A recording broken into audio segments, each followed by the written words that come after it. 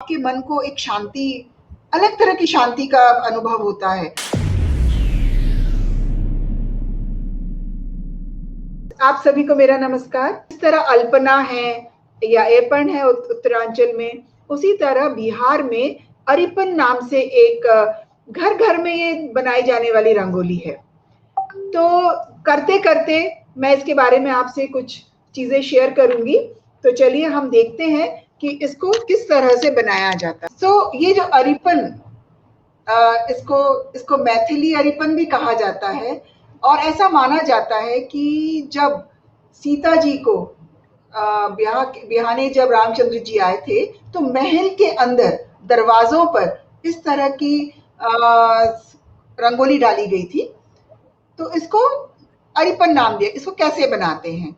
इसको चावल के आटे से बनाते हैं, लेकिन सबसे बड़ी चीज ये है कि चावल का जो घोल है इस तरह घोला जाता है कि वो बहुत पतला ना हो, क्योंकि इसको उंगलियों से बनाया जाता है, 2 या 3 उंगलियों से। इसके लिए कोई तुलिका या कपास या कपड़ा काम में नहीं लाया जाता उपयोग में, इसको उंगलियों से बनाया जाता है। तो मैंने एक आपके लिए ब्रश से बना के रखा है, लेकिन मैं आपके लिए अभी जो यहाँ बनाने जा रही हूँ वो मैं उंगलियों से आपको बताऊंगी कि इसको कैसे बनाया जाता है। 3 उंगलियां भी प्रयोग में लाते हैं या 2 उंगलियां।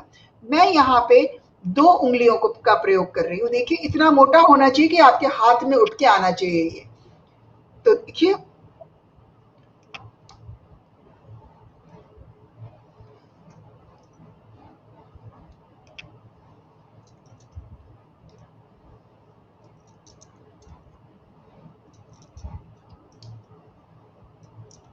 इस तरह से ऐसा माना जाता है ये जो मधुबनी आर्ट है, मिथिला आर्ट, वो इसी अरिपन से ही उसका जन्म हुआ है। तो उंगलियों से जब बारीक काम करना मुश्किल होता है तो उसको वो उन्होंने तुलिका से करना शुरू करा। अधिकतर इसमें ज्योमेट्रिकल डिजाइन्स होते हैं। तो देखिए दिखने में बड़ा ही साधारण सा लग रहा है कुछ कि क्या लाइनें बनाई हुई हैं, पर इससे अभी जो मैं आपको बताऊंगी, जैसे कल हमने अष्टपद्म बनाया था, आज भी मैं आपको इससे अष्टपद्म बताऊंगी कैसे बनाया जाता है। तो देखिए सबसे पहले ये जो लेना है इसका ये बड़ा जरूरी है किस तरह से आप लेते हैं इसको, क्योंकि नहीं तो आटा, अगर इसका घोल आपके हाथ में नहीं है तो अच्छा आएगा नहीं, पतला पतला आएगा एकदम। ये देखिए आपको ये दिख रहा होगा एकदम स्टार की तरह, तारे की तरह बन गया है। अब इसके बीच में छोटा से ये बनाते हैं हम माँ के चरण।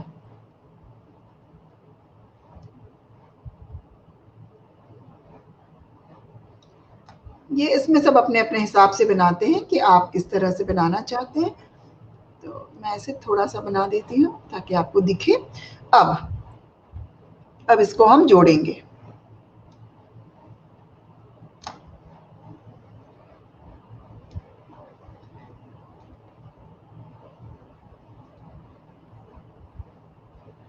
जब आप 3 उंगलियां यूज करते हैं तो इसमें से डबल लाइन आ रही है। आप 3 जब करेंगे तो आपके वहां पे 3 उंगलियों की लाइनें दिखेंगी। बहुत सुंदर दिखता है बनने के बाद।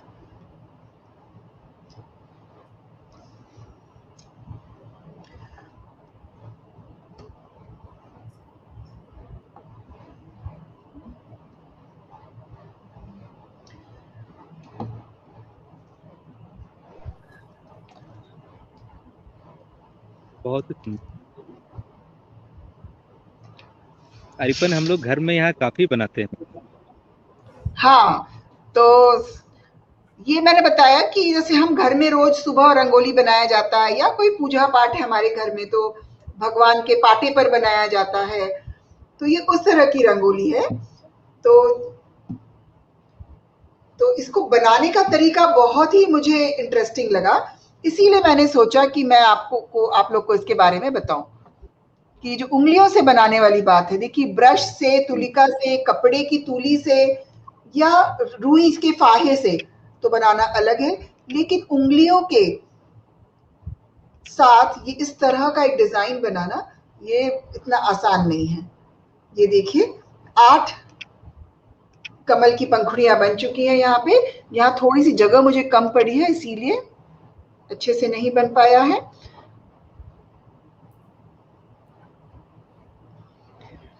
बहुत ही सिंपल सी आर्ट है, छोटे छोटे कमल है इनके ऊपर, इस तरह से बनाया गया है।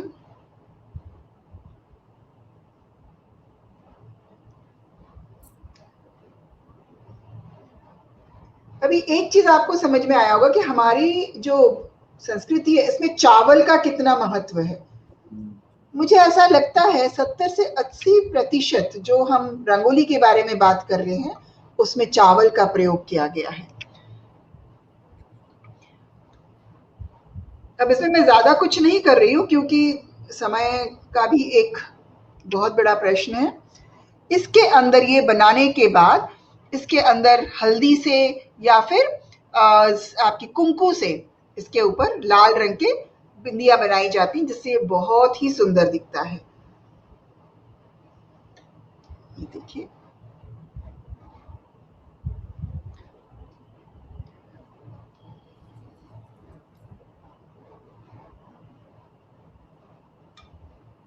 इस तरह से आपको जितना आगे उसको बढ़ाने का मन है आप उसको बढ़ा सकते हैं। तो क्योंकि नवदुर्गा के समय ये इस तरह के अष्टपद्म वाली रंगोली बनाने का बहुत चलन है, इसलिए मैंने सोचा कि मैं आपको यही बताऊं।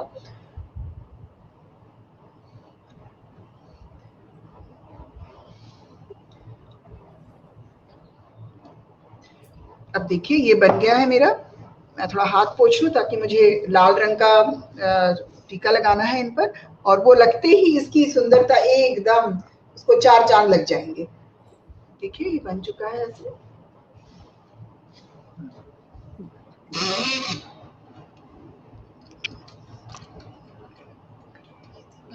हाँ ये ठीक है, थोड़ा सा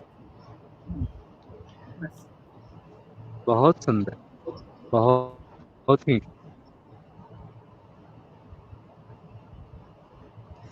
देखिए जहां जहां पे लाइनें जुड़ी हैं वहां वहां पे इस तरह से लाल रंग के छोटे छोटे टिपके दिए जाते हैं।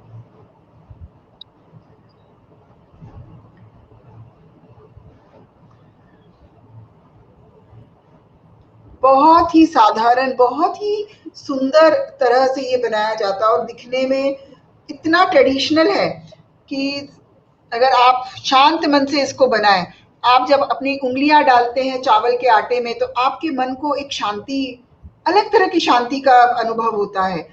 तो करके देखिए इसको, तभी आपको समझ में आएगा कि कितना इसको करने में मजा आता है।